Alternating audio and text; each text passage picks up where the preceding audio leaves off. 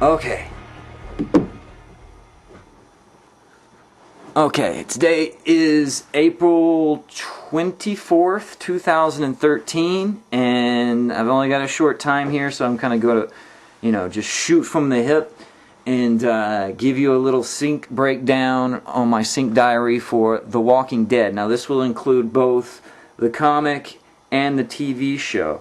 I was just talking to Richard Aerosmith about this the other day because he's into The Walking Dead too. I haven't finished my season 3 yet, but I think he's probably current.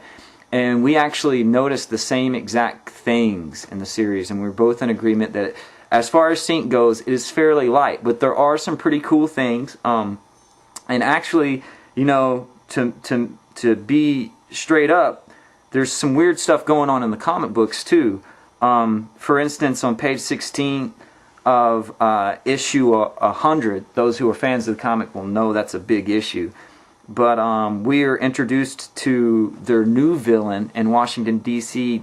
named Negan, which isn't really that weird until there's one part where he says, "You see, Rick, whatever you do, no matter fucking what, you do not mess with the New World Order. The New World Order is this, and it's very simple. So even if you're fucking stupid, which you may very well be, you can understand it. Ready? Here goes. Pay attention. Give me your shit, or I will kill you." So it's the mention of the New World Order when they get to Washington, D.C. can kind of have a setup to you about what the writer of this, Bob Kirkwood, I think is his name. Let's see, just fact check.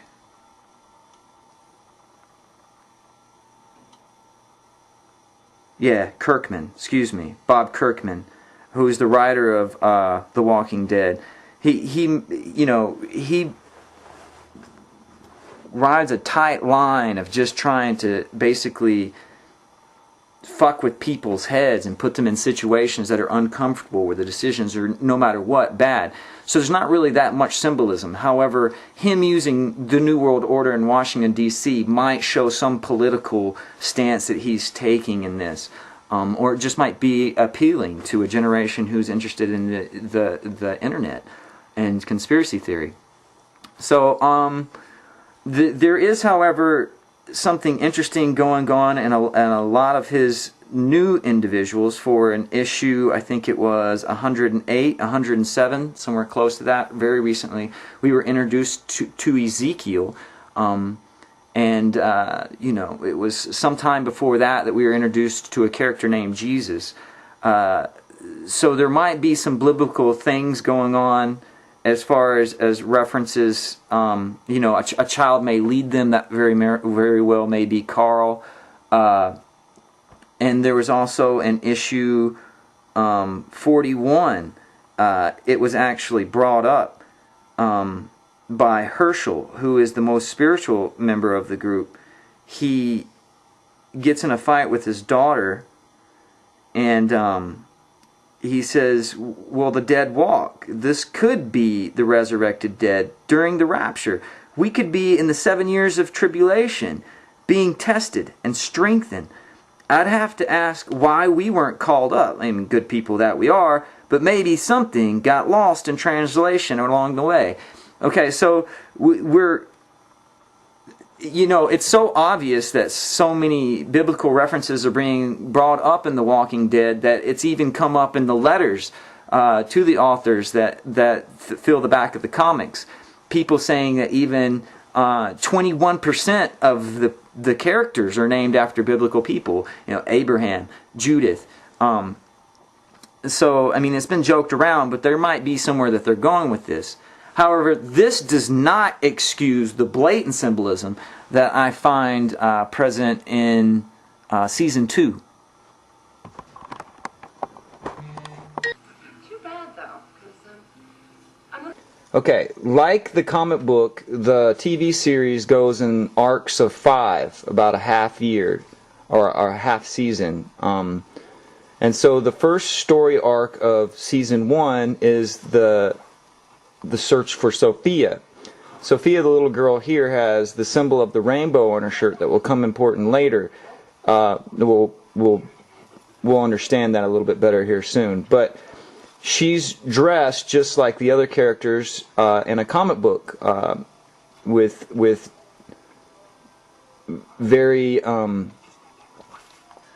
specific characteristics to their costume. Hers is the rainbow. Carl's is the dog print. And Daryl, who's important in this whole first segment of season 2, has the wings on the back of his shirt that are even shown in the video game. It's like his icon. Remember, they're looking for Sophia, who is considered to be an emanation of God in early Gnosticism and Christianity.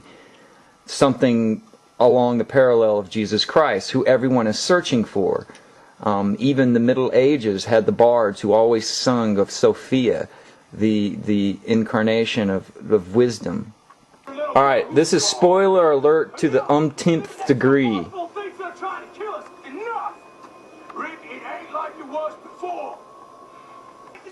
This is where Shane opens the barn in the Fear Farm.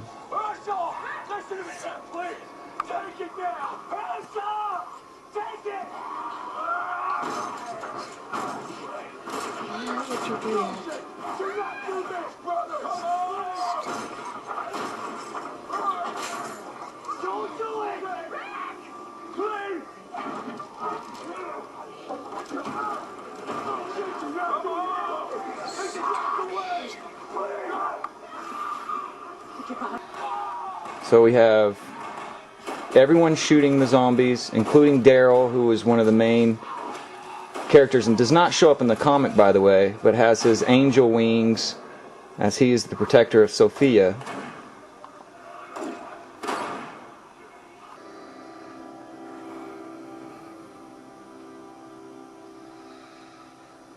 And out of the barn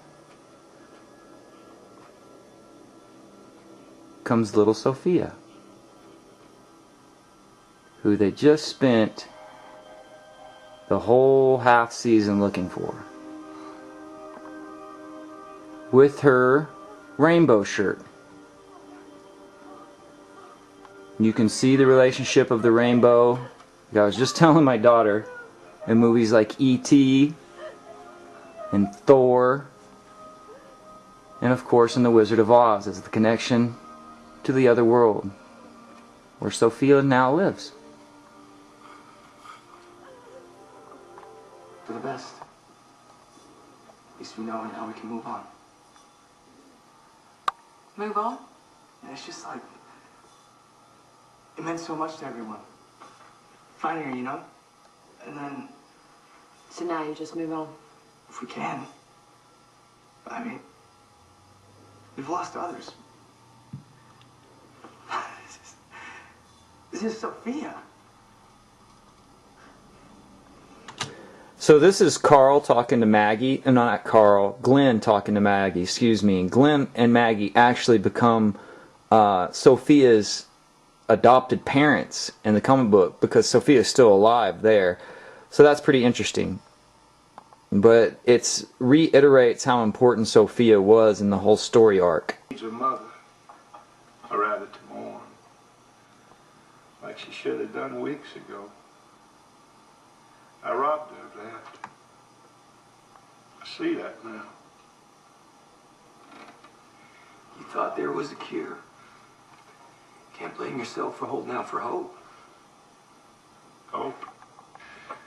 When I first saw you running across my field with your boy in your arms, I had little hope he'd survive. She needs a mother. See that 420? Okay. So this is the same episode that we were just looking at with Glenn, Rick, and Herschel, and they're talking about the loss of hope.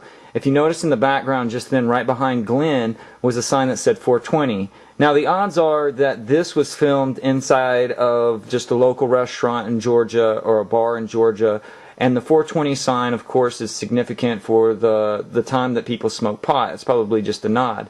However, others who are interested in sync will understand the fact that 4-2 is actually an amalgamation of the sign of Jupiter. Jupiter means joy, the Jovian orbit, and so forth and so on. So I just wanted to end this off with the point that when they're talking about the loss of hope and the fact that there's no hope left, that the symbol of joy is dancing around in the background the entire scene. I mentioned this to Richard Aerosmith, who also noticed it, and then right after this, shortly after, there's a man who walks in with a shark shirt on, which is pretty significant for Richard's work.